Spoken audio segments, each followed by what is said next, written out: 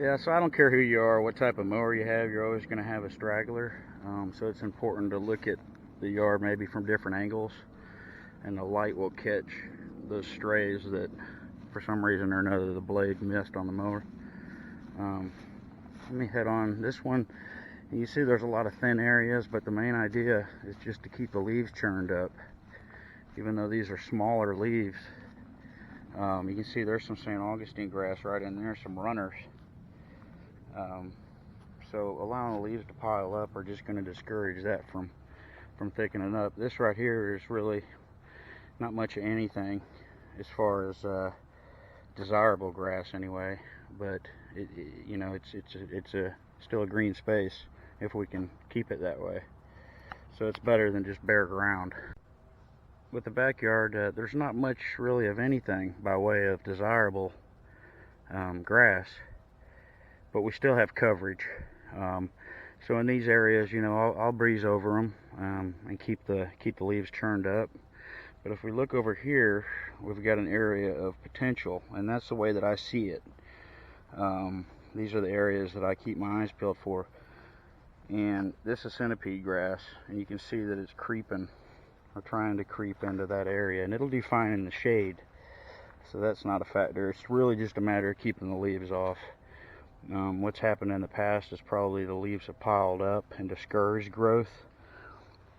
So this spot, I actually went over it a few times with the mower, and I went over it a couple times with the blower to get as much of the grass blade exposed. So that's really what you want. You want the grass blades exposed, and that'll encourage it to thicken up and creep out into the rest of the yard. So this customer's been with me for a couple years now. But what I was saying about that area in front of the truck there, I lost my battery. But what I was saying was, it's a highly visible area. They're seeing that area every time they pull in. So it's important to me to make sure that it at least maintains what it is. Typically it will thicken, especially if the customer's watering and having it serviced, fertilizer, weed control, etc. But even if they're not having it serviced, as far as treatments go, it's still going to thicken up over time. Like I said, this customer's been with me for a couple years, and I've seen it thicken. I've seen it improve, and I think it's important for even guys that are in our business to pay attention to things like that. Educate yourself. It's job security. Like I said, they're not gonna.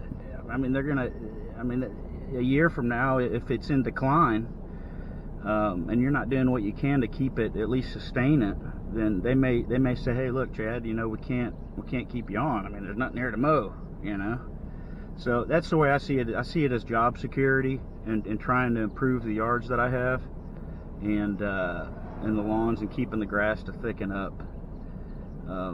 So this customer, they pay me via PayPal. PayPal is used by a couple customers that I have, and I texted her last night and no response. I never get a response from them for some reason, but I expect that they'll pay me on Friday, which today is Wednesday, but I expect that they'll pay me on Friday. That's the way they normally do it. I'm guessing on their payday, which is fine with me.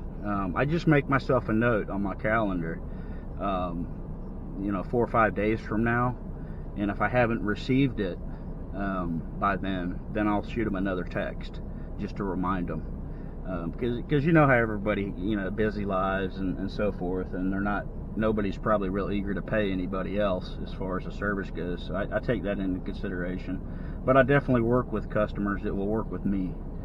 I definitely extend the olive vine or whatever you want to call it.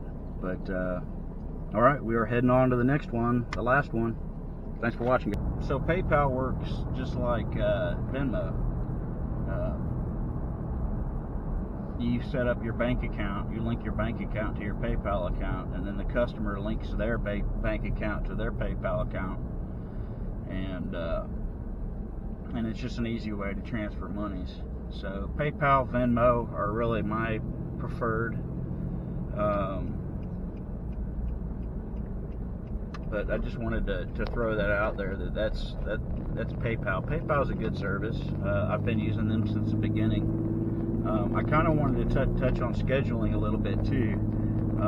There's tons of software out there that you can use to manage your visits for your customers.